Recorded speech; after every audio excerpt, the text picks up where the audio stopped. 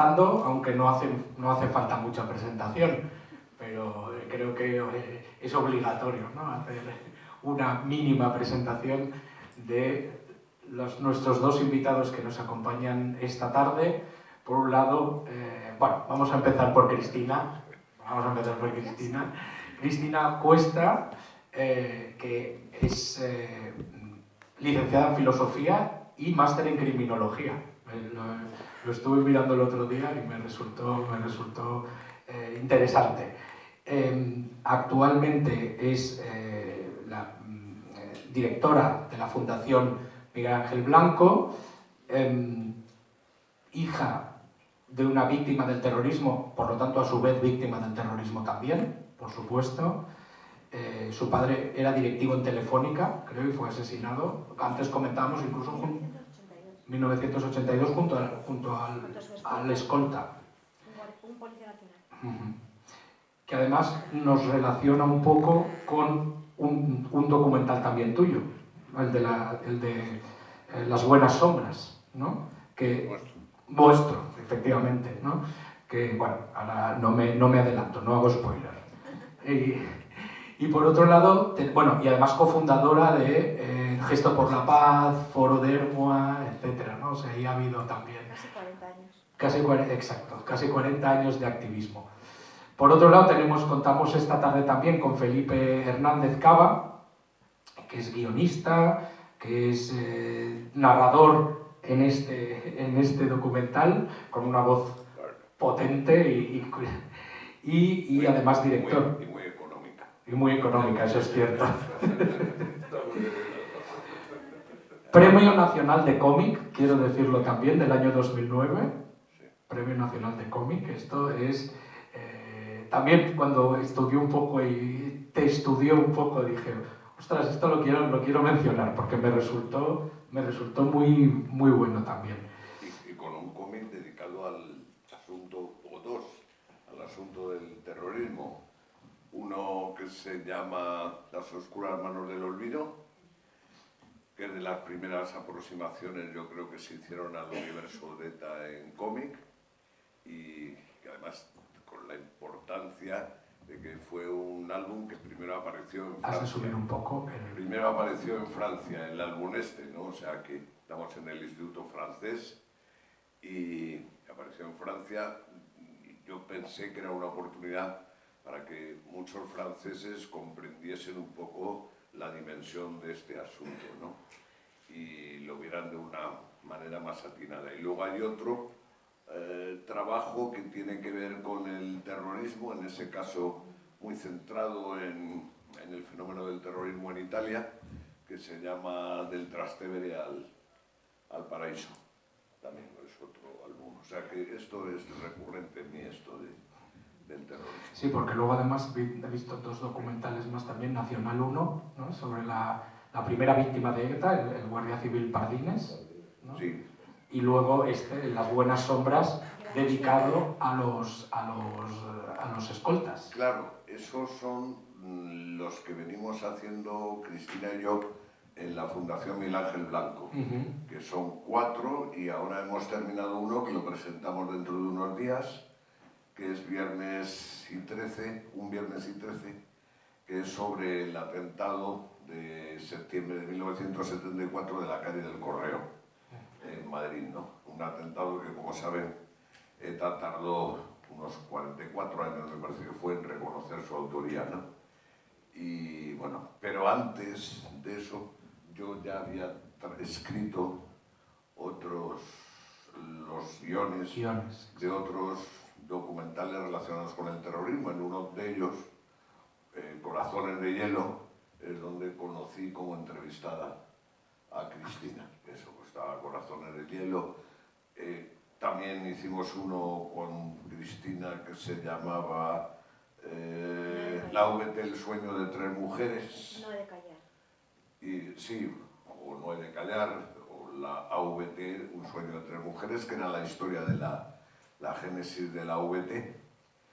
Y luego también escribí uno que hay por ahí en internet sobre el 11M, los atentados del 11M, porque se dio la circunstancia también de que una sobrina mía viajaba en uno de los trenes de Atocha. Afortunadamente, pese a ir en uno de los vagones que quedó más destrozado, sus secuelas fueron fundamentalmente psicológicas. Las físicas fueron relativamente pequeñas, digo relativamente. Y entonces escribí para Televisión Española un documental que se llama Madrid 11 de marzo,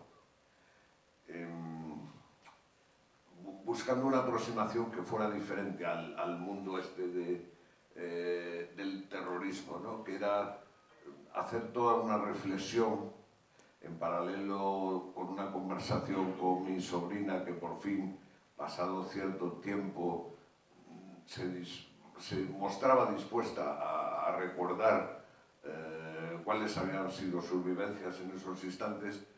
Pues fue una reflexión sobre el mal, por un lado con el filósofo José Luis Pardo y luego por otro lado con una serie de personajes que participaron como médicos, enfermeros, policías en aquellos sucesos, ¿no? Y o sea que en ese momento había hasta 3 asociaciones diferentes y enfrentadas de afectados por el 11M.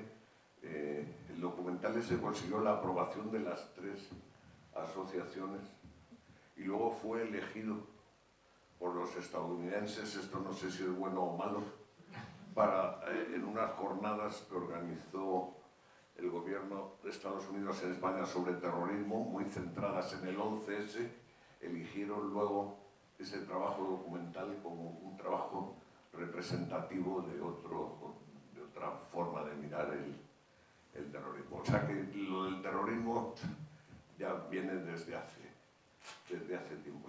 ¿Y por qué tienes esta vocación? Pues es una cosa de empatía, básicamente, ¿no? O sea que yo no, alguna vez me lo han preguntado, yo no tengo, bueno, salvo este caso de mi sobrina que se dio, pero que era llover sobre mojado, porque, como decía, yo ya había hecho otros trabajos antes relacionados con el asunto, ¿no?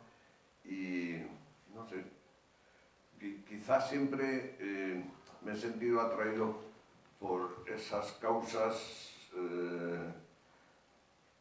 que son causas complejas porque resultan molestas y tienden a ser arrinconadas, ¿no? Siempre hablo de que yo le doy un toque a esto un poco así, Cristina será más optimista que yo, pero yo siempre hablo de cómo las víctimas al final resultan molestas para todos los políticos y como una vez más o menos resarcidas económicamente, con algún tipo también de reconocimiento oficial, alguna medalla o eso, realmente la clase política pasa a opinar que donde están mejor las víctimas, una vez se les ha hecho ese reconocimiento, es tranquilitas en sus casas, en un rincón, y que cuanto menos se inmiscuyan en los derroteros de la política para cerrar acuerdos, cambiar las cosas, modificar las perspectivas de lo que ha sucedido, como estamos viviendo ahora, pues mejor, ¿no? Y a lo mejor es que desde pequeño ha habido en mí un proceso educativo que me ha llevado a querer siempre formar parte de esos que se quedan solos o que generalmente terminan solos, ¿no? No sé, digo yo, a lo mejor a veces he llegado a pensar, digo, quizá el haber estado tantas horas metido en el cine de niño, en programas de sesión doble sobre todo, y ver cómo a Gary Cooper no le importaba en Solo ante el peligro que ese pueblo le diera la espalda porque él sabía lo que tenía que hacer y todo ese tipo de cosas, pues me ha llevado al final a querer emular mínimamente a mi server de esta manera, diciendo me voy a quedar aquí al lado. Esto con Ana María Vidal Abarca, que en paz descanse, una de las 3 fundadoras de la OET, pues yo hablaba mucho de eso, ¿no? Porque decía, ¿tú qué haces aquí? Siempre con nosotros, ¿no? Y decía, no, ya cuando Cuando nadie os dirija la palabra, me gustaría que giraseis la vista y yo siguiera estando allí. Y eso es un poco así mi deseo, pero bueno, no quiero desviarlo con... No, en absoluto. Bueno, de eso se trata un poco, Claro. También se trata de ir charlando y de que vayan saliendo temas. De hecho, has sacado un tema de eso, de la juventud, y qué te pudo causar en la juventud esa inquietud por llevarte por las causas aparentemente perdidas, ¿no? Y enlaza un poco también con el primer documental de Iñaki Arteta que hemos visto, ¿no? Educando para la memoria. Yo no sé, Cristina, tú como víctima del terrorismo, personalmente, ¿cómo vives esta...? Porque no es indiferencia, en realidad. No he visto indiferencia, quizá en uno, pero en casi ninguno de los jóvenes. De hecho, nuestros jóvenes me da la impresión que son muy sensibles a muchas cosas. Incluso más cosas probablemente que lo que podíamos ser nosotros, o yo al menos en mi juventud. Lo que pasa es que sí veo ignorancia, más que insensibilidad, ¿no? Veo como, bueno, una cierta lejanía de un tema que no es tan lejano, pero que ignoran completamente, ¿no? ¿Cómo lo sientes tú esto? Ha habido una evolución positiva. Bueno, pues como hemos comentado al inicio, yo en el 2026 se cumplirán 40 años de mi actividad en la defensa de la memoria de las víctimas en una u otra función. Y ya en los 80, en la década de plomo, como bien conocen, bueno, unos cuantos donostiarras muy locos, pero muy decididos a manifestarnos, también decidimos, en la medida de lo posible y a través de amigos, profesores, entrar en las aulas. Lo digo para poner un poco en contexto y hacer el resumen que yo he vivido y la evolución. Y en aquel momento, pues yo el recuerdo que tengo es que me sentía como una paracaidista, ¿no? Una especie de extraterrestre que llegaba ahí al aula y decía yo soy víctima y me ha pasado esto, e incluso como yo estaba un poco loca, la verdad, bendita locura a veces, yo me hacía pasar por terrorista para que yo tengo ese recuerdo, que yo me hacía pasar por terrorista para que reaccionaran. Yo asumía el papel del terrorista delante de los alumnos. Imaginaos que yo les decía, imaginaos que yo soy un terrorista y vengo, y bueno, barbaridades, ¿no? Porque veía como una especie de botamiento general entre los propios alumnos, que seguramente era miedo, seguramente era muchas cosas, ¿no? Estuve dando charlas durante mucho tiempo, también con esa sensación de paracaidista, junto a otras víctimas, también con Pedro Mari Baglietto, queridísimo amigo. Y las cosas fueron cambiando cuando nos empezaron a llamar de una forma más organizada a determinados colegios, institutos, etc. Siempre minoritariamente y siempre pues, con unas limitaciones.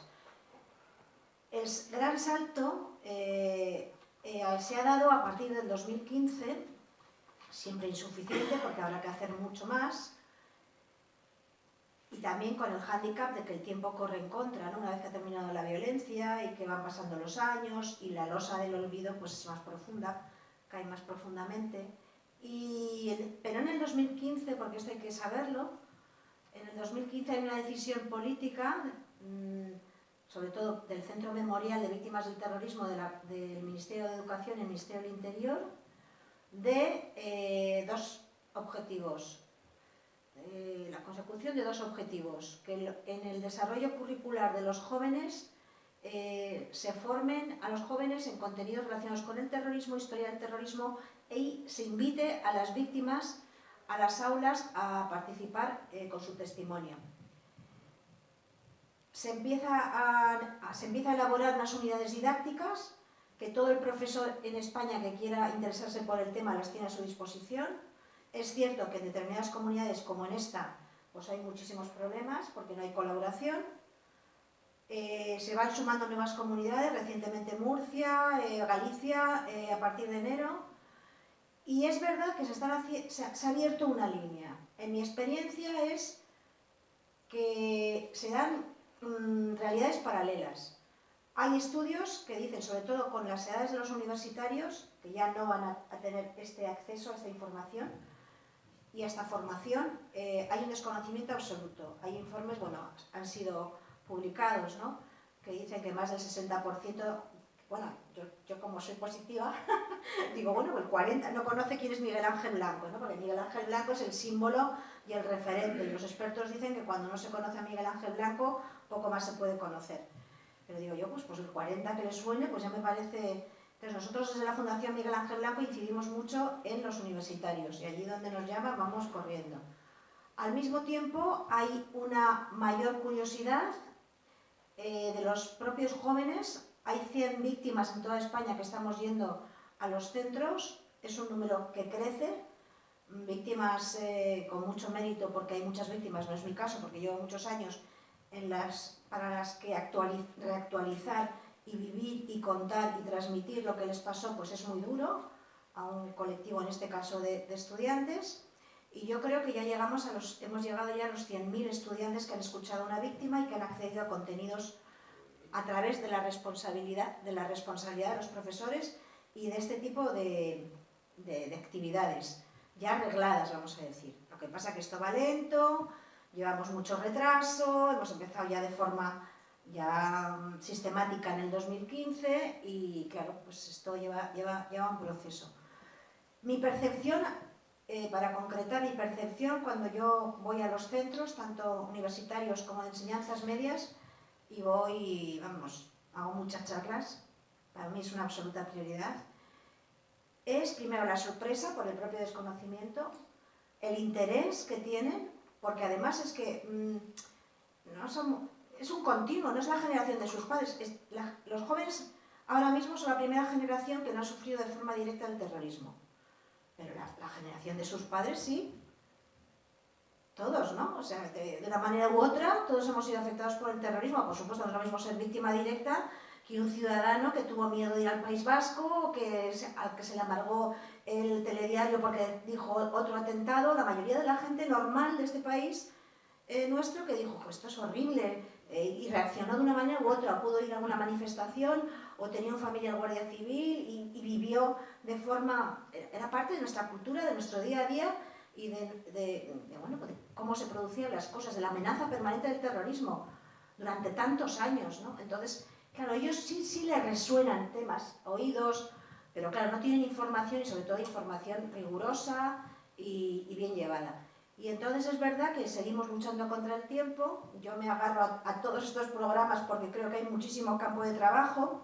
Creo que además ahora el siguiente paso en el que estamos, aparte de formar a los profesores, aparte de generar acuerdos con las comunidades y otras muchas acciones que se están desarrollando, queremos hacer un llamamiento también a las familias. Las familias son transmisoras. Se nota muchísimo, por ejemplo, cuando yo voy con Marimar Blanco, la hermana de Miguel Ángel, que es un programa que desarrollamos en Madrid a colegios mayores de universitarios. Además es muy bonito, primero porque esa actividad es voluntaria, Marimar cuenta su experiencia, yo hablo de la fundación, y estamos juntando a 100, 120 universitarios en Madrid, pues de todos los puntos de España, ¿no? Hay un grandísimo interés. Entonces, claro, ¿eso es representativo y se puede generalizar? Pues a lo mejor no, o sí, porque yo creo que cuando se cuentan bien las cosas, cuando estás contestando a esa sorpresa y esa necesidad de saber, cuando muchas veces no se explica a los propios jóvenes cómo es posible que no nos hayan contado esto, ahí surge algo que es difícil de cuantificar, pero que yo creo en ello, porque además, en mi perspectiva, cada vez hay más necesidad de investigar, más libros, y en el ámbito cultural también, cada vez hay más necesidad de contar. Entonces yo me quedo con eso. Es un poco todo y todo a la vez, pero yo quiero poner el foco en lo que se está haciendo porque también creo que debemos sentirnos orgullosos, ¿no?, que se estén dando pasitos para evitar que eso vaya a la nada absoluta o al olvido total. Por supuesto, estoy totalmente de acuerdo. A mí me ha llamado especialmente la atención en el primer corto la chica periodista. Porque claro, estamos hablando de una chica que por lo que he entendido estaba acabando periodismo o había acabado, o recientemente acabado. La de Hipercor, y estaba al lado de Hipercor y primero no sabía ni situar Hipercor en Barcelona, que debía ser de Barcelona esta chica, y segundo, es que no sabía nada de ETA, y ella misma lo ha dicho, que que le pregunto, ¿cuántas víctimas que es? A ver, yo puedo entender que alguien no sepa exactamente el número de víctimas, pero claro, cuando dice, pues no sé, unas 100, pues realmente es que no tiene una magnitud en la cabeza de lo que, ni siquiera temporal de lo que duró eso, porque es que 100, no, es que es un número... Sí, la última víctima es del 2010. Por eso, entonces, me llama mucho la atención eso, y de esa misma chica me llama mucho la atención que dice, no, yo no sé nada de ETA, porque en mi casa... Y se me ha educado siempre en lo positivo. Entonces dice, entonces claro, es decir, me han educado siempre en los mundos de Yuppie o en los Teletubbies, donde todo es de colores y nadie me ha hablado nunca de lo negativo, que también es el espíritu humano, ¿no? Entonces, claro, me ha explotado un poco la cabeza en ese sentido, ¿no? Porque pienso, si una periodista... que ¿no? el cuarto poder es aquel que tiene que fiscalizar al resto de poderes desde fuera para un poco controlar que no se desmadren. Y entonces desmadre hay muchas posibilidades. Es una chica que ha vivido en un mundo totalmente de fantasía, ¿no? y de bondad y de tal, pues realmente, no sé vosotros si os ha llamado la atención, pero me ha... Míralo desde otro punto de vista. A ver si ha fingido y lo que quiere es que la contraten en la 1. Puede ser que estuviese buscando un trabajo. Porque... Sí, es evidente que hay un desconocimiento. Hay también encuestas que lo evidencian. Y bueno, yo tengo mi pequeña versión del tema, ¿no? Yo creo que hasta... Bueno, es que, claro, ellos son muy jóvenes y para ellos son muchos años, pero para nosotros no tanto. La última víctima es del 2010.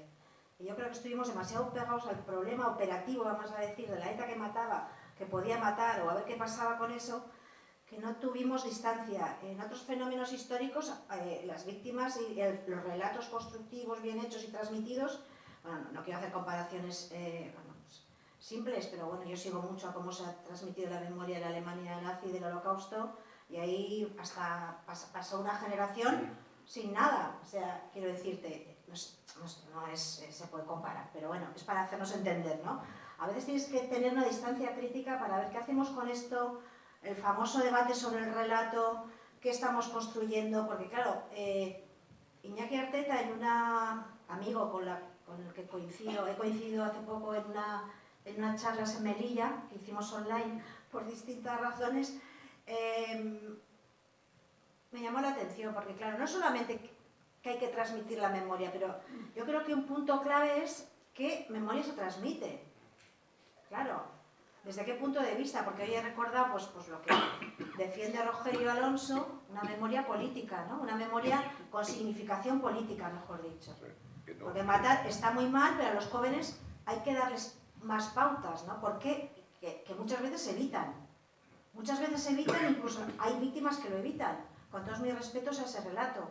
Yo defiendo el relato que da significación ética y política a lo que nos pasó. No solamente lo que nos pasó, que obviamente es una barbaridad y es una injusticia, sino por qué pasó. O sea, ¿qué les llevó a los asesinos de mi padre a eliminar a mi padre? O sea, ¿qué ideas tenían en la cabeza? ¿Y cómo si esas ideas siguen existiendo? ¿No siguen existiendo? Porque uno de los objetivos que yo tengo en las charlas con los jóvenes es que actualicen el tema. Quiero decirte que eso que vivimos, que a veces yo me siento ¿no? Cuando me miran a uno, yo ya capto esas reacciones y dice, bueno, aquí viene la abuelita Zabolleta a contarnos su batalla. Bueno, eso sobre todo lo percibo en un programa que desarrollo en los centros de menores infractores, que son chicos que han cometido delitos violentos en Madrid, no terroristas, pues con bandas latinas y así, ¿no? Yo hago un taller y entonces, pues bueno, pues hay conversaciones con chicos que justifican la violencia, pues muy, muy, muy interesantes. Entonces, claro, sobre eso no se reflexiona demasiado, ¿no? Porque también conocemos todos que no hemos sabido todavía hoy, y eso es un déficit de toda la sociedad, construir una memoria compartida. Una memoria de víctimas del terrorismo. La memoria que defiende la memoria, la verdad y la justicia, algunos defienden una memoria basada en el olvido y la impunidad. Pues sí, lo que decía Felipe, pues aquí hemos sufrido mucho, a otra cosa, que esto ya va a pasar, ¿no? Y habrá que decir que sí, que se pegaron tiros y tal y cual, pero vamos a quedarnos ahí, porque obviamente, perdonad que soy un poco burra, pues que te den un tiro, pues sí, pues hace daño, ¿no? Y al familiar, pues ya, y ya, hasta ahí. No, aquí hay un calado de fondo que tiene que ver con la calidad democrática, con el constitucionalismo, que aquí seguro que nos unir la defensa, y he dicho desde Cataluña y con vosotros amigos de la Asociación por la Tolerancia, pues tiene un eco especial, ¿no? Que es esa lucha también. Es, por eso, pues yo lo comentaba, no sé con quién, con alguno de vosotros hace un rato, pues a mí no se me llama al País Vasco a dar charlas, yo no soy profeta en mi tierra, desgraciadamente. ¿Por qué? Porque tengo un perfil político, porque defiendo principios políticos, entonces, no vayamos a tocar el nacionalismo, ¿no? Bueno, esto es muy complicado, lo que pasa es que yo vuelvo a lo mío, ¿no? Yo prefiero dar pasitos, hacer cositas y avanzar, y sobre todo porque si avanzas ves los problemas, porque si no, es complicado. Yo, respecto a esto, también comentaba antes, no sé si no, lo comentaba contigo, Cristina, pero sobre todo de los documentales que vamos viendo en el ciclo de cine y este también, precisamente, y hablando de la memoria, etcétera, siempre me impacta especialmente el después.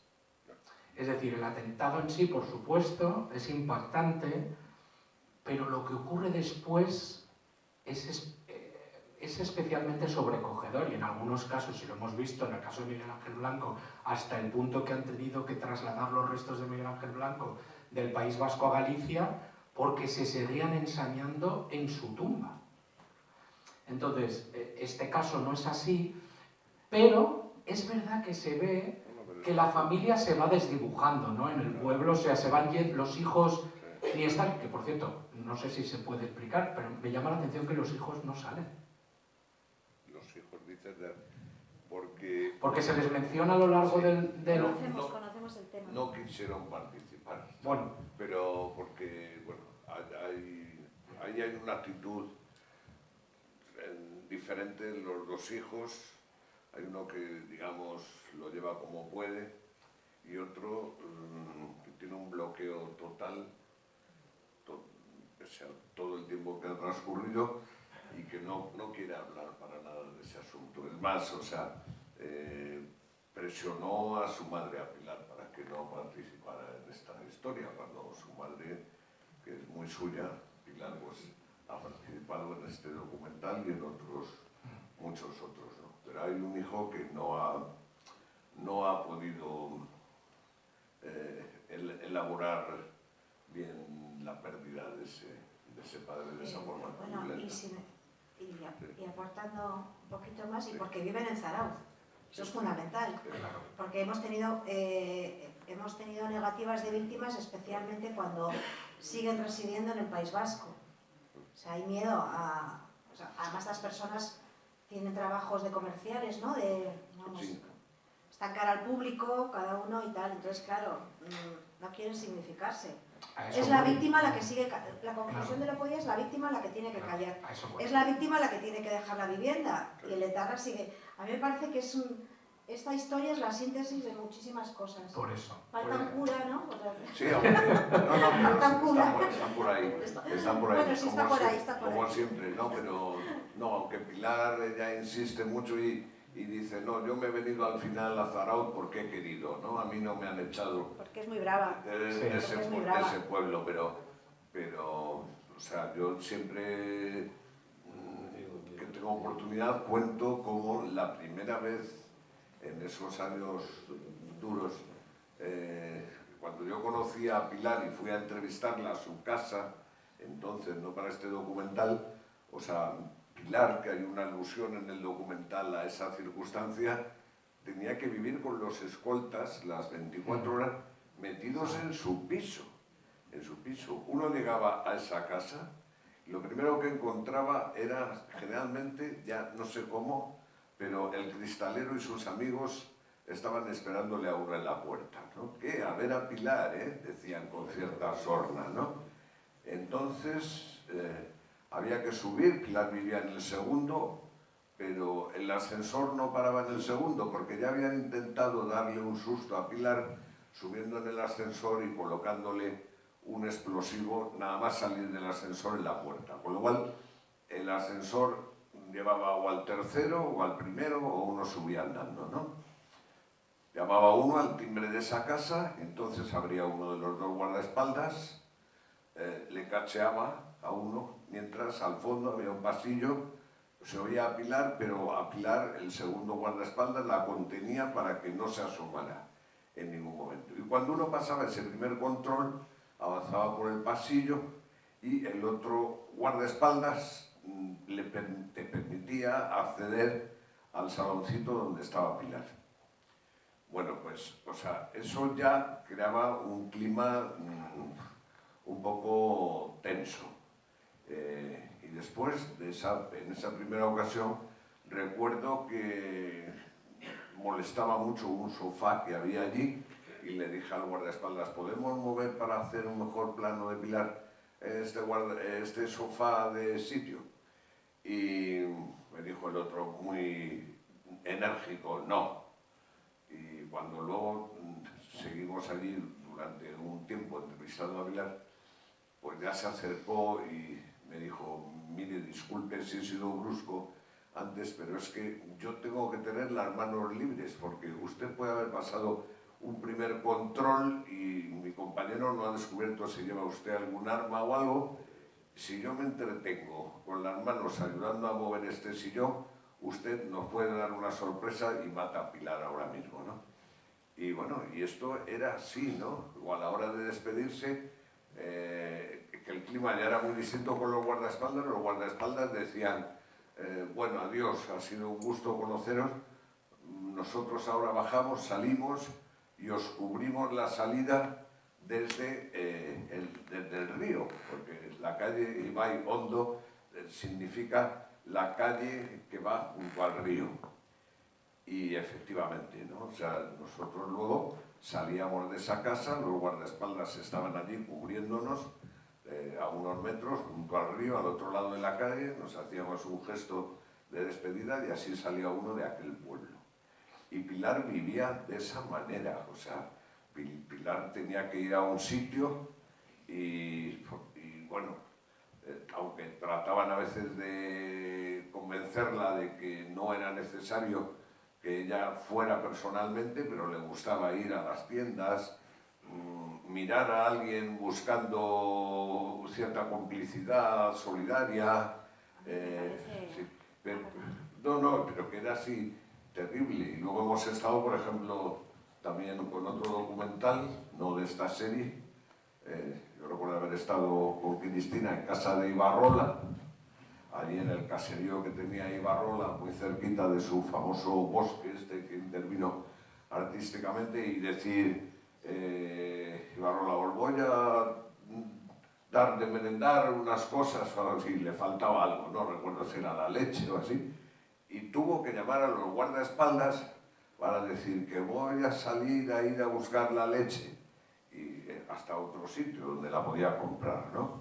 O sea que la gente ha tenido que vivir en unas circunstancias muy duras y se sigue viviendo en los pueblos pequeños, es terrible, terrible. O sea, Cristina y yo podríamos hacer una lista de pueblos, a lo mejor ella tiene unos en la lista más alto y otros más bajo y otro más alto, pero pueblos que se le caen a uno encima cuando los pisa, porque hay ese silencio impuesto, ese miedo, ese terror que sigue ahí, ¿no? O sea, ya no matan, como dice Milán Elías, ahora no matan, pero no te dejan vivir. O sea, la cosa es así, hay un carril que si no lo sigues, si te dedicas solo a callar, a bajar la cabeza y comer, difícil. A mí me parece un auténtico, no sé qué les parecerá, me parece un milagro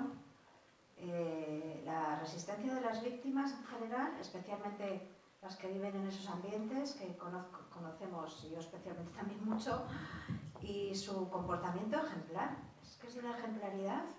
O sea, que una mujer que ha vivido eso, que tiene que sufrir esas cosas, ¿no? Se meta a concejal, a defender las ideas de su marido asesinado y mantenga, bueno, pues con su bravura y su manera de ser, solo faltaba Pero tantos y tantos casos por distintos motivos que es algo que se estudiará con el tiempo, ¿no? O sea, las contribuciones de las víctimas del terrorismo a la convivencia y a la democracia en España. Eso todavía nadie se ha metido en ello. Yo, si tengo tiempo y ganas y energía, a lo mejor hago algo, pero las peores circunstancias. Es que bueno, pues que yo tengo tantas anécdotas mías y de otra gente, pues muchas por el trabajo con Felipe. Vamos, en el vecindario de mi madre, en el 9º vivía un fundador de ETA. En el 5º una portavoz del gobierno vasco que jamás tuvo ninguna diferencia con mi madre. O sea, eso para ver un poco el ambiente social, que también reflejó en Patria Aramburu, ¿no? Que yo creo que mucha gente se dio cuenta de lo que es la vivencia, o sea, lo patológico de las relaciones sociales, es todo lo que se produce ahí, ¿no? Y resistir eso, y que no haya habido ni uno solo, que se pueda decir así, ni un solo conato de venganza, de ahora voy a por ti porque ya no aguanto más, cuando sabíamos quiénes eran, vamos, no los terroristas directamente a lo mejor, pero los amigos, era como el primo de Zumosol. Si estaban en el centro de las ciudades amenazándonos con el gol a ETA en pancartas, vamos, sabíamos perfectamente eso.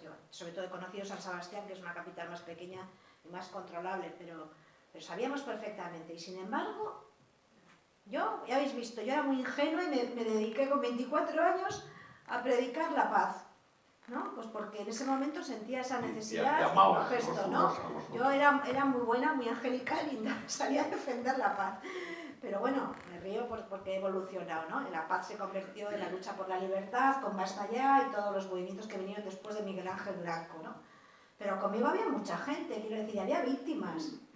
Y bueno, también es verdad que había un contraterrorismo, no podemos olvidar, ¿eh? Hubo un momento en el que uno de los mayores éxitos de ETA, en ese momento, fue que se generara un contraterrorismo. Y había un momento, claro, visto con perspectiva ya sabemos que no tuvo apoyo social, pero visto desde San Sebastián, cuando se mataban unos y otros, decíamos, esto vamos a un enfrentamiento civil. Y sin embargo, las víctimas jamás apoyamos el contraterrorismo ni cualquier otra barbaridad. O sea, y esto es algo muy importante, porque hay también quien dice que hubiera, bueno, Miquel Azurmendi, que hemos admirado y querido, ya fallecido, que decía que fuimos como el dique de contención de un posible enfrentamiento social otra vez, las víctimas y los profesionales de las policías y, bueno, y muchísima gente, y los concejales constitucionalistas que se hubieran podido decir, oye, mira, ahí os quedáis porque mi vida es lo primero, aunque mataron fuera del País Vasco también y aquí en Cataluña también, pero sobre todo allí, ¿no? En el día a día, porque allí el plus era el día a día, el acoso, la amenaza, la pintada, lo que cuenta Pilar. Entonces, que esa gente resistiera y que has visto cómo ha sido asesinado tu compañero y asume su cargo y hay otro y a ver quién es de la lista. Y decías, pero ¿cómo es posible, no? Es que esto ha sido muy intenso, muy importante para toda la sociedad española. Y entonces, bueno, las cosas pasan, se cuentan, se empiezan a contar, pero no lo suficiente. Y además desde la grandeza y el orgullo de que eso se produjera. Que a mí me parece, eso es lo que yo también intento transmitir a los jóvenes, que se sientan orgullosos de que hubo gente que se portó bien en las peores circunstancias. Y cada uno a su manera. Y eso es un haber de toda la sociedad española.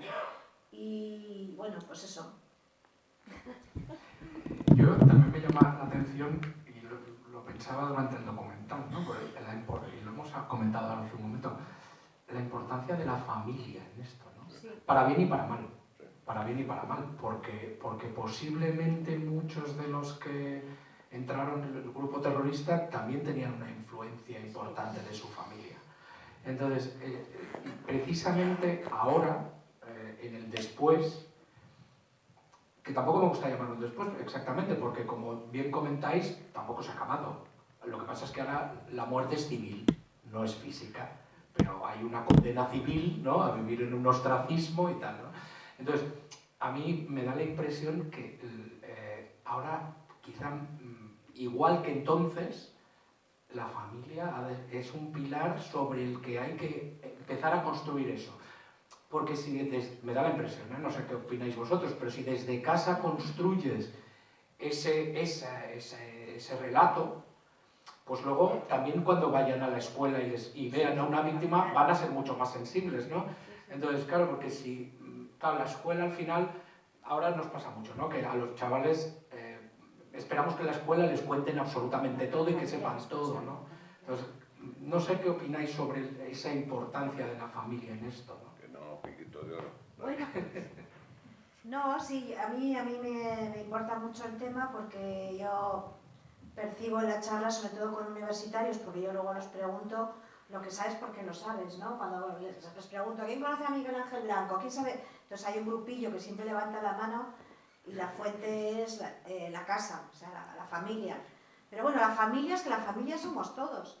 Yo todavía estoy luchando con unos sobrinos míos para que vayamos juntos a ver el centro memorial y somos víctimas. Con mi hijo, pues pasa de mí porque ya está un poco harto, que tiene 21 años, porque están otras cosas, ¿no? A veces es complicado también. Sí. Entonces, yo creo que lo bueno del momento presente, pequeño paréntesis, sabéis que la película Infiltrada, me imagino que está siendo un gran éxito, y está yendo muchísima gente joven. Muchos amigos de mi hijo a mí me ha sorprendido. ¿Por qué? Porque es un tema que atrae, porque está muy bien hecho, mantiene el interés y bueno, pues hay que darles bueno, pues materiales que en su mundo puedan ser atractivos pues para que se enganchen por eso y sobre todo sacar el tema. Yo, pues eso, aunque me cierren la puerta, pues yo seguiré tocándola 1000 veces, ¿no? Pero que la familia es que somos todos nosotros, o sea, todos somos familiares. Tenemos primos, tenemos sobrinos, tenemos hijos, tenemos nietos, y entonces, bueno, pues en fechas destacadas y tal. Entonces, pero lo que no hemos hecho todavía es sacar este tema a debate. O sea, lo mismo que hay encuestas ya que se sabe que los jóvenes no saben. Hay otros temas que van saliendo, la convivencia, no hay nadie que haya sacado el tema de la familia y la responsabilidad social e individual que tenemos de transmitir esta memoria. Por cierto, ¿recomiendas entonces la película? Sí, por favor. ¿Habéis visto algunos, no? Yo sé... Sí, a mí me ha encantado y bueno, no soy yo lo importante, sino que tiene muy buenas críticas. También deciros que sabemos de buena tinta porque bueno, sabéis que no es ficción, que es real, que esa mujer existió. El 90% de lo que se cuenta es verdad, no voy a hacer spoiler, solo hay alguna licencia pequeñita. Esa mujer sigue trabajando para la Policía Nacional fuera de España y bueno, el trabajazo de como ella, muchos otros, y yo he conocido a familiares de algunos chicos que estuvieron de la Guardia Civil infiltrados en actos y así, y eso también no se puede contar mucho, pero claro, ese reconocimiento que a lo mejor no lo buscaban, pero bueno, pero sí sería bonito reconocérselo, ¿no? Porque ya sabéis que al final ETA fue derrotada técnicamente por el trabajo profesional y constante de los cuerpos y fuerzas de seguridad del Estado, sobre todo de la Guardia Civil, que hizo mucho y mucho bien, especialmente en la última época. Y una de las cosas que hizo fue infiltrarse bueno, eso lo dicen los expertos, ETA fue agujereada porque se metieron dentro y pudieron descabezarla repetidamente. Y si no, pues otras realidades hubiéramos vivido porque ellos no lo dejaron porque se convirtieron a nada, ¿no? O sea, sencillamente porque fueron derrotados policialmente en el ámbito criminal. En el ámbito político es otra cuestión. Entonces igual sí quiero verla. Porque a mí debo reconocer que el cine español, cuando trata según qué temas, me agota, porque estoy siempre tan atento. Tú no lo has visto, Felipe, ¿no? No, yo no lo he visto, me da susto. Pero ya me la han recomendado, por 2 lados ya, o sea que creo que debe estar. A mí de entrada me da susto. Claro, es lo que me pasa. Como estamos en familia, lo diré, ¿no? O sea, que yo... Papelona, ¿no? Trabaja muy bien. También yo es que vengo de... O sea, como cinéfilo, vengo de unas escuelas muy distintas. No digo como director de cine, que yo no me considero director de cine, eso es una... Aunque lo seas. Sería una presunción, ¿no? Yo soy sobre todo, creo, guionista. Pero bueno, lo que pasa es que creo que soy un director barato y un locutor barato, y en fin, y me defiendo. Pero bueno, no la he visto y por lo tanto no voy a decir nada. Yo tengo mis reservas generalmente a cómo la ficción ha abordado este asunto del terrorismo en España. Por eso lo mismo me pasa a mí. Estoy pensando en la... Sí, por eso destacará esta en la parte línea también. invisible o esas cosas, ¿no? Y porque luego sí he vivido de cerca proyectos relacionados con ETA que se trataban de poner en marcha, donde las productoras se discutía, sería interesante que hubiese un homosexual, y se discutía, sí, pero entre los etarras o entre los policías. Bueno, eso lo podemos sopesar, pero eso sería un aliciente dramático. Y en fin, o sea, esto he visto construir cosas así, y entonces, pero bueno, de esta película no diré nada. Solo me sorprendió un poco el otro día la directora, que lo habrán leído en una entrevista que le hicieron, que decía: no puedo concebir que una mujer tan joven, en lugar de dedicarse pues a vivir la vida, eligiera ese camino de... Es que de hecho la eligen por ser mujer. No, ya, pero como quería hacerlo. Como dice Cristina, o sea, hay un montón de historias que desconocemos, de gente que ha hecho unas labores muy importantes en la Guardia Civil y en la policía, ya no. Les voy a confesar una historia que yo siempre he querido confirmar. Y en una ocasión estábamos, Cristina y yo, con un alto mando de la Guardia Civil, que luego sería, por cierto, nombrado el CEO de la Guardia Civil, y quise sonsacarle si era verdad o no esa historia, que era la historia de un infiltrado de la Guardia Civil que vivió en las cárceles, compartiendo la dureza de la cárcel con los etarras como uno más de ellos, solo para tener claro qué es lo que pasaba en el interior de las cárceles, cuál era el contacto con los abogados, etcétera, todo esto. Antes de la dispersión, ¿sería? Sí, no. Y no, me dijo estas cosas, yo cuando a veces me he dirigido hacia alguien y trato de sonsacarle, he fracasado. Es que es un guionista, vamos. He fracasado siempre. Si me permitís, si queréis, abrimos un poco de turno, porque Sí, si no, claro, no solaparemos con la siguiente proyección. Entonces, no sé si está el micro por ahí. Ah, mira, lo tiene Gregorio. Lo que sí pediré es brevedad, un poquito, para que... Por eso, mi idea es, hay 10... Después de que ellos no nos lo han pedido a nosotros, no seamos tampoco... No, pero sí que mi idea es, hay 10, para dejar 20 minutos antes de la última proyección del ciclo. Entonces, Carmen. Buenas noches y muchísimas gracias. Yo he sido profesora pues toda mi vida, 35 años creo. A mí lo que me preocupa es la ideología.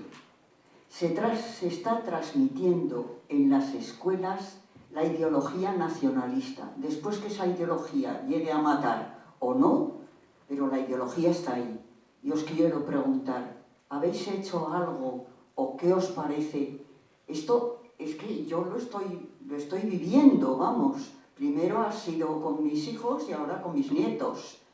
La ideología nacionalista. Yo creo que no saben ni lo que es una nación. Bueno, como bien sabéis, también como nosotros, son intocables. Y además en eso han triunfado. Eso es mi humilde opinión. Han triunfado, ¿por qué? Porque en el tema que más conozco, que es el ámbito vasco, pues han equiparado al buen vasco con el vasco nacionalista. Porque han sido premiados las marcas nacionalistas en las últimas elecciones, bueno, ya desde hace mucho tiempo, y ha ido a la baja las marcas constitucionalistas. Se ha premiado a los que mataron y a los que dijeron muy poco porque otros mataran, y se ha castigado a los partidos que ponían las víctimas. Se está dividiendo la sociedad en nacionalistas. Sí, no, ese es un triunfo político en esta coyuntura y en este momento. Yo no sé cómo evolucionará, en ese sentido no soy muy optimista, y entonces, bueno, pues victoria, ha ganado Bildu, quiero decir. Hay una extensión del, bueno, que os voy a contar, ¿no? El poder que tiene Bildu ahora mismo, sin haber pasado a limpio nada, sin haber pedido perdón, sin haberse arrepentido, sin haber colaborado, porque nadie se lo exige. Y está triunfando entre los jóvenes. Eso en el ámbito político. En el ámbito de la escuela en el País Vasco, pues la política de memoria que se trabaja en las escuelas es que los centros tienen libertad para invitar a la víctima que quieran víctima en sentido amplio, lo que ellos consideran víctima, no solo víctima del terrorismo. Personas que dicen que fueron torturadas, familiares de presos terroristas, porque lo decide el centro y el profesor. Van víctimas del terrorismo también, y yo por eso no voy.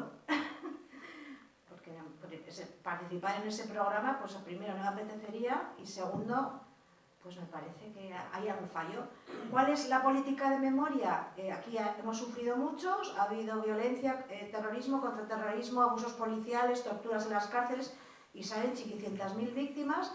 Nadie critica la ideología que hay detrás, nadie se pone a reflexionar sobre las ideas que llevaron a matar, lo que he dicho al principio, algo que a nosotros, a todos los que estamos aquí nos interesa, pues como a ti, si me permites el tuteo, porque es la esencia, ¿no? Además, otro dato de una investigación que todavía no ha salido, pero que nosotros la conocemos, se han hecho 1.500 entrevistas a jóvenes de toda España y el 15% están justificando la violencia política, no solamente a ETA, el 15%.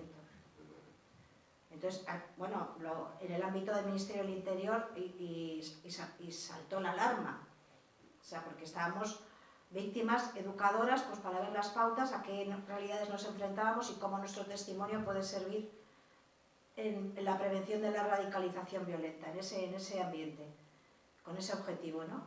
Entonces, claro, si no tienen una formación en valores firmes, si no tienen una formación política democrática, si las familias no se hablan, si no se les cuenta la historia, a mí, vuelvo a decir, poco me parece, sobre todo por las edades, que tú conoces mejor que yo, y la efervescencia, si no tienes referencias positivas, si nadie te dice nada, entonces ese es un problema, porque además, lo comentábamos en Valencia ayer, lo comentabas tú, ¿no? Es que también hay brotes de violencia que nos pueden decir, oye, que a mí esto, ¿cómo va el tema? Ahora hay un movimiento muy violento de contestación a Bildu en el ámbito universitario vasco, que de momento son poquitos, pero han hecho alguna barbaridad que le están tomando cuentas a Bildu, porque les consideran muy institucionalizados, claro, cada vez tienen más poder, cada vez están más colocados, dicen, oye, que no estamos consiguiendo la independencia como queríamos, que no estamos consiguiendo que se vayan los cuerpos y fuerzas, que casi sí, pero bueno. Entonces, claro, esto se puede reproducir, es que hay un riesgo. Entonces, bueno, pues con otros temas, hasta que no salte la alarma o pase algo, ojalá no pase nunca nada, pero por lo menos el dato está ahí, sabemos que esto está ocurriendo. Entonces, pues en eso no puedo más que decirte que es muy complicado, porque eso depende del sistema educativo, del sistema político. Yo lo único que puedo hacer es meter principio político, constitucional, democracia, decirles que a mi padre le mataron porque trabajaba en una empresa que se llamaba España, que era el enemigo, y de ahí tirar para adelante, y bueno, que me escuchen y que reflexionen y que sepan qué es Bildu y lo que significa Bildu, porque van a poderles votar. Hasta ahí. A ver, no sé si hay alguna pregunta. Me he alargado, perdón. Por ahí. Me he alargado.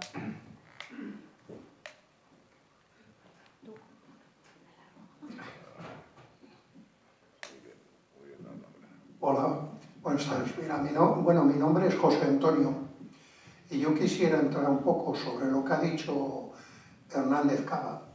Eso sobre esa pregunta de que qué difícil es para el político tratar con la víctima. Y luego, yo eso me lo he estado preguntando mucho tiempo, y más ahora cuando digo, ¿y qué fácil es tratar con el verdugo?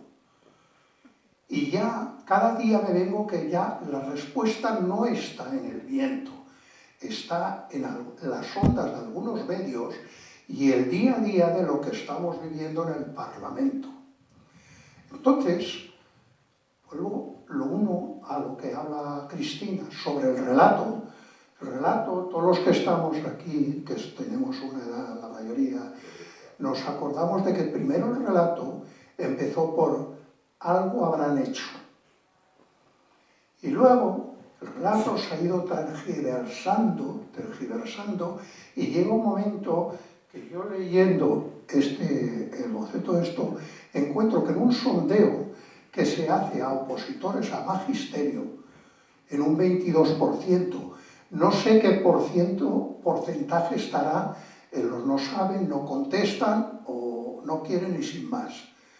Y lo uno a esta chica periodista. Y entonces el futuro del relato, que no sé hasta cuándo, si resulta que el 22% ese, que son futuros educadores, que van a enseñar ya a nuestros nietos, y luego alguien que va a ser una comunicadora, y que me imagino que habrá muchas, pues si el relato está entre el interés, que solo se interesa hablar de una memoria, de una forma unilateral, y otra parte, la ignorancia, ¿qué nos queda? ¿Qué nos queda? Y ahora voy a ser muy breve porque no quiero adelantar más. Yo no he visto esta película que se habla, La Infiltrada, pero sí que vi Lobo.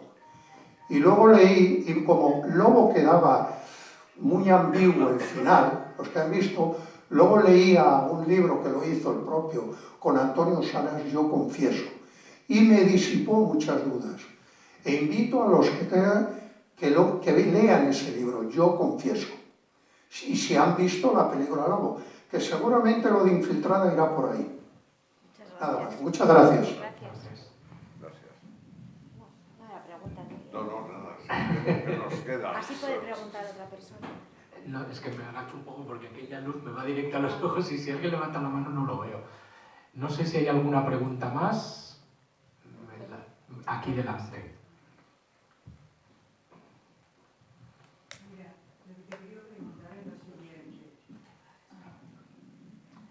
Lo que te quería preguntar sobre todo al guionista, no sé si al guionista o también a Cristina, pero hay un hecho que es absolutamente impactante, ¿no? Y que es el destino en esta película de lo que sucede a quien salva una vida, ¿no? Y luego es matado por esa propia persona.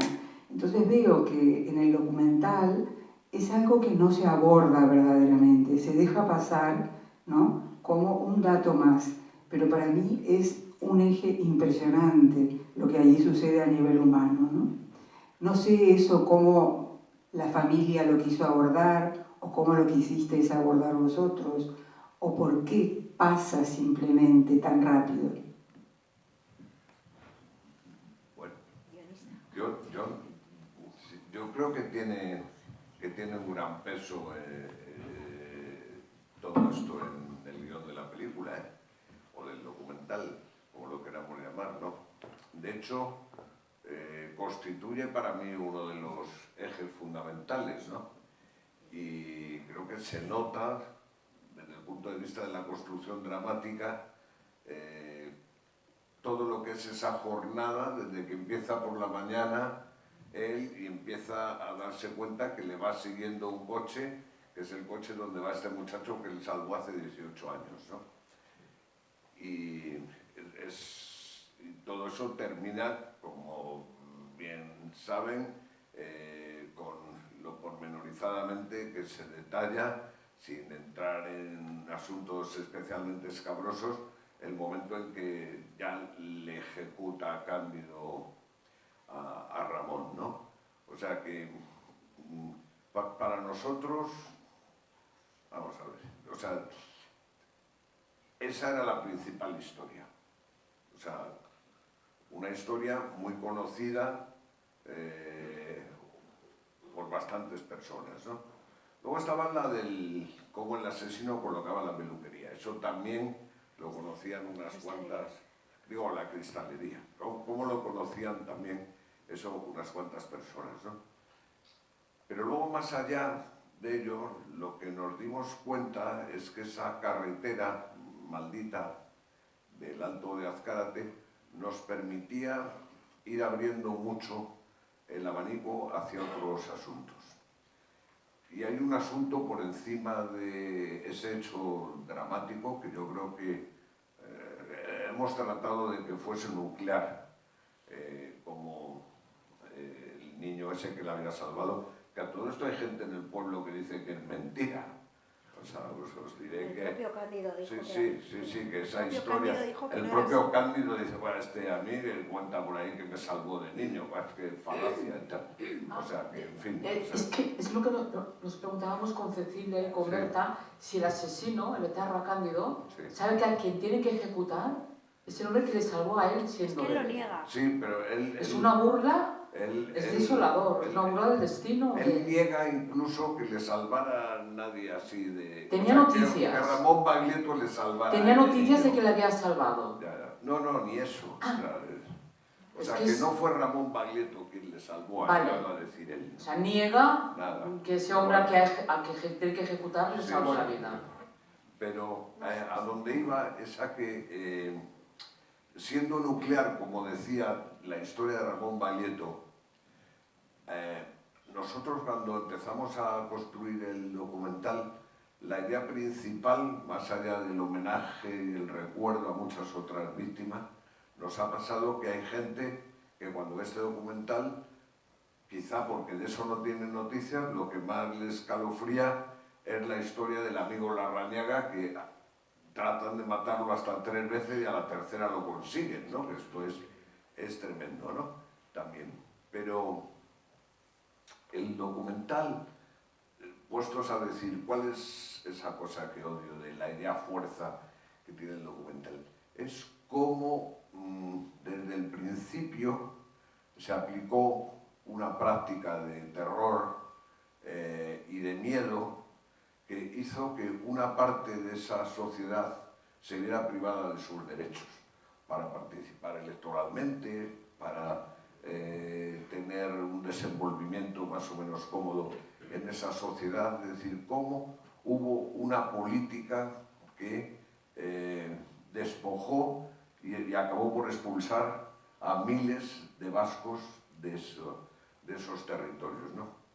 Y esto nace, ese interés, no solo por Ramón Baglietto, por lo que Cristina, el aprecio que ella sentía personal hacia Pedro Mari Baglietto, que fue una persona que le ayudó mucho cuando ella tuvo que exiliarse en Madrid y abandonar el País Vasco porque estaba amenazada, fue amenazada además explícitamente, ya lo había sido, pero fue amenazada explícitamente al mismo tiempo que Fernando Savater, y los dos se tuvieron que venir a Madrid para ponerse a salvo.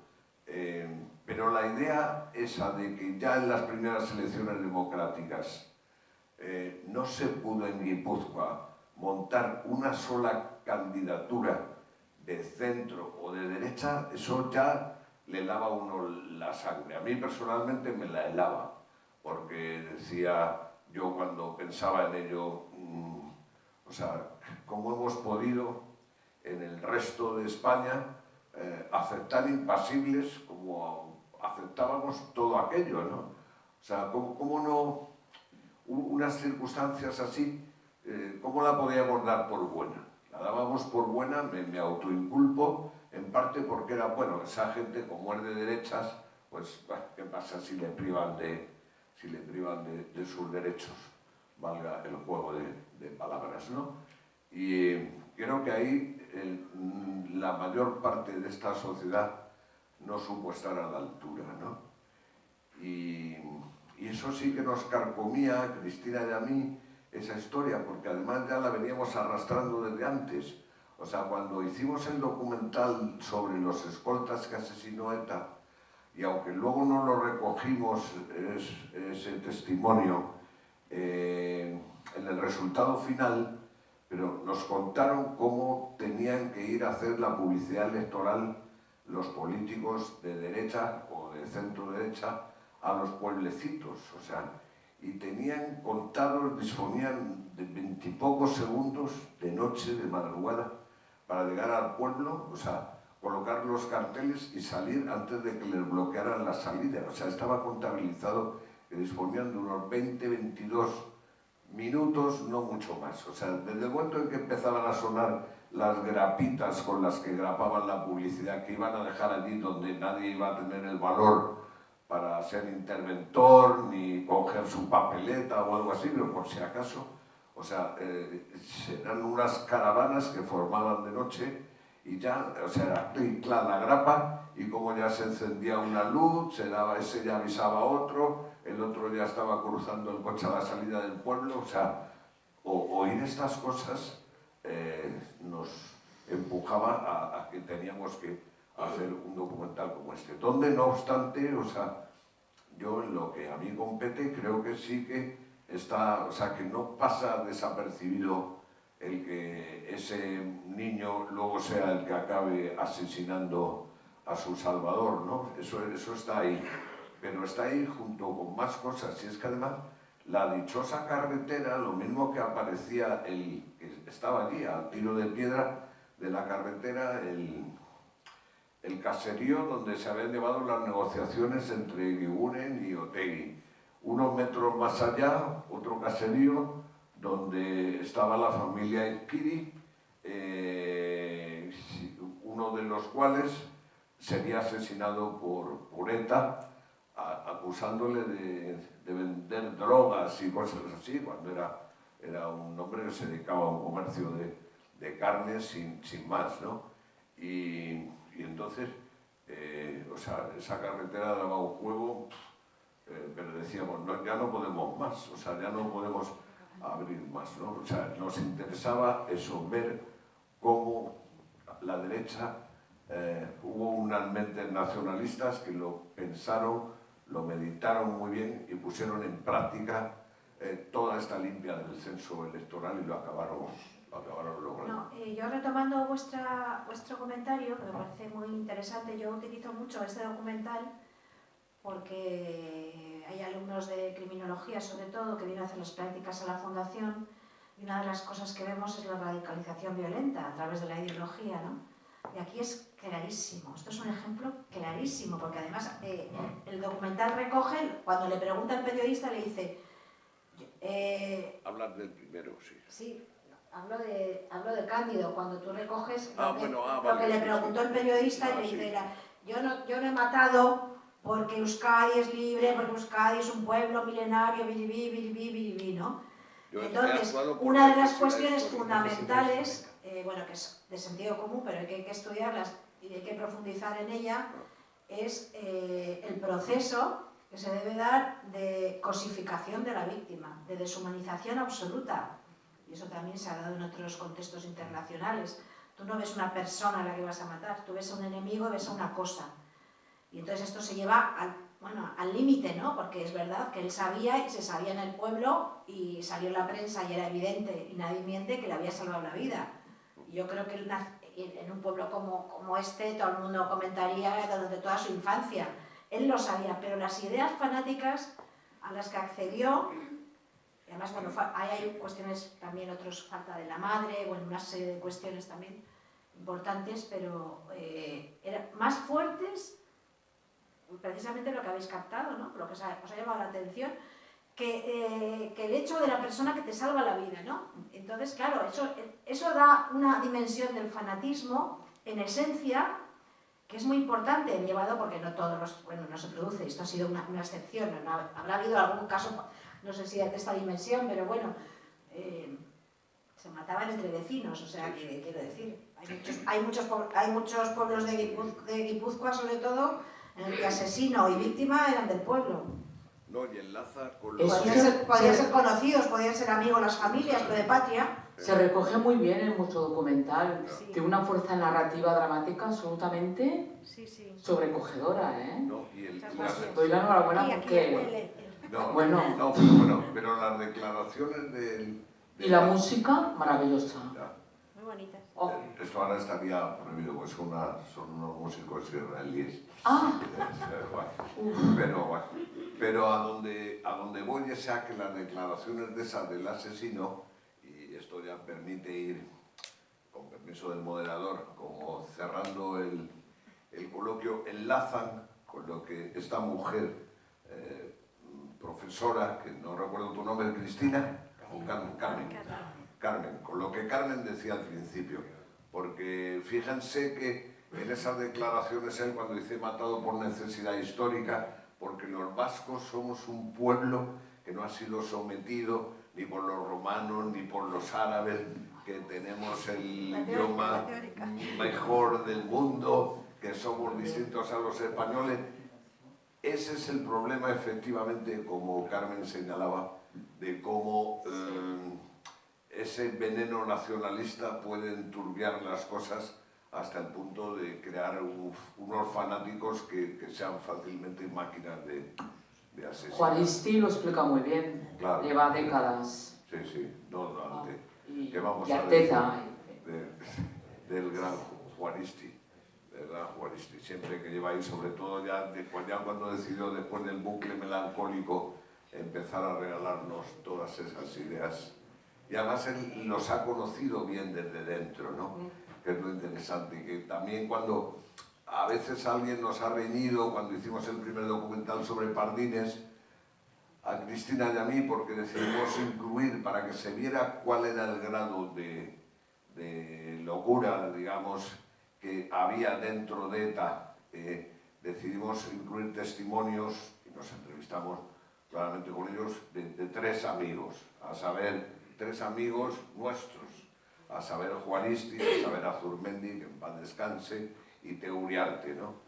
Porque ellos, cuando mataron a Pardines, estaban dentro de ETA, luego enseguida comprendieron, nunca nos interesan los testimonios de los que no, a mí por lo menos, creo que a Cristina tampoco, de los que no se han arrepentido para nada.